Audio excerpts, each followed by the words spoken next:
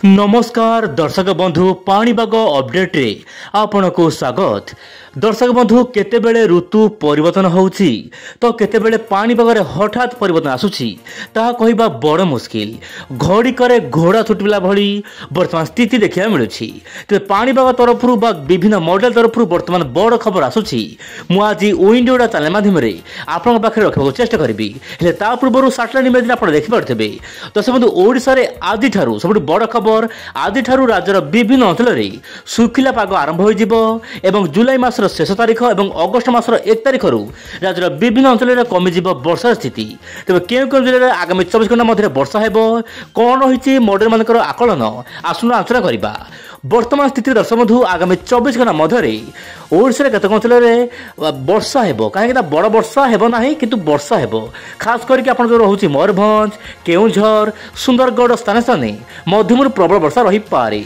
या सहित गंजाम गजपति उपकूल ओडिसा जगतसिंहपुर केन्द्रापड़ा सहित भद्रक बालेश्वर कटक जाजपुर ढेंकानाल अनुगुड़ संबलपुर बरगढ़ सहित संबल आप रोचे झारसुगुड़ा यही सब जिला मानक स्थान स्थान हल्का मध्यम द्वारा वर्षा देखा मिल पारे बोली जहां दर्शक बंधु पाणीपाग तरफरु सूचना दी जाइछि।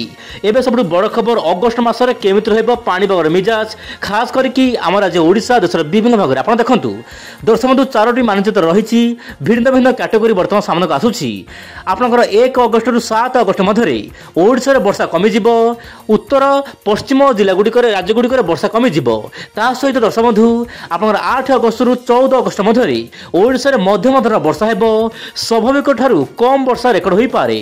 ता सहित दर्शक बंधु 15 अगस्त रु 21 अगस्त मध्य प्रबल वर्षा ओडिशा देखिया मिल पारे माने वर्षा बा मौसमी पूर्ण थर ता ट्रागु फेरिबो। या सहित दर्शक बंधु 23 अगस्त रु 28 अगस्त मध्य राज्यर देशर विभिन्न भाग में पूर्ण थर प्रबल वर्षा हेबो काहे कि ना मौसमी विराम को जाइथिबो फेरी आसीबो। ता माने मोटामोटी कहल दर्शक बंधु 15 तारिख पर माने अगस्त 15 तारिख पर राज्यर देशर विभिन्न भाग में वर्षा बढ़िया पाई पाग अनुकूल हेबो। सही पर दर्शक बंधु ग्लोबल मॉडल मानकर आकलन रहुछि आपण देखि परथिबे। आपनकर अगस्त 1 रु 10 तक मध्य वर्षार परिमाण सामान्य न्याचुरल बहु मात्रा कम रहइबो स्वाभाविक ठारू अधिक वर्षा हेबो नाही।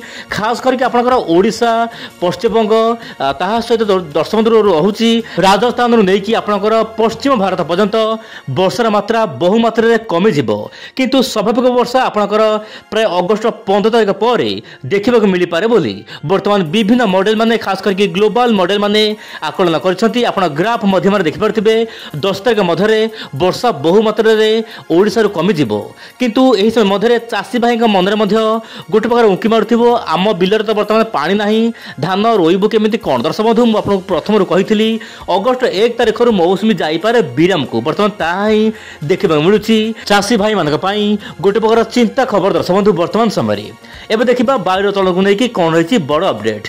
वर्तमान समय मौसमी आसना काल ठारू बा 2 दिन मध्य विराम को जिवो ब्रेक फेज को जीवो हेले ता पूर्व राज्य केतक अंचल देशर विभिन्न भाग में भल वर्षा हेबो खास करके उत्तर प्रदेश रु नेकी उत्तर पूर्व राज्य एवं बिहार झारखंड रे प्रबल वर्षा हेबो।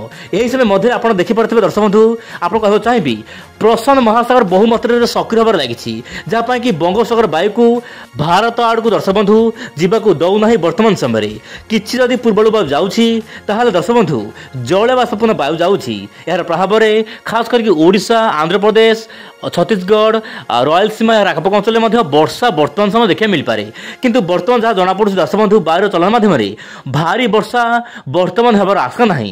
गत 24 घंटा मध्य ओडिशा केतक अंचल भला वर्षा होईछि। आपण वायुर चलन माध्यम देखि पारथिबे पश्चिम दक्षिण दिगरु वायु आसीबो जलबाष्पूर्ण वायु आसीबो जहाँ पय कि गुळुगुळी बढ़िया पाई पाग अनुकूल होई पारे। तबे आगामी दिन पाणीपाग खबर पाई आपण विंडोडा चैनल सहित जड़ित होई रुहंतु। आज पाय देखि पुंडे वासना काली आ नुवा अपडेट रे। नमस्कार जय जगन्नाथ दर्शक बंधु।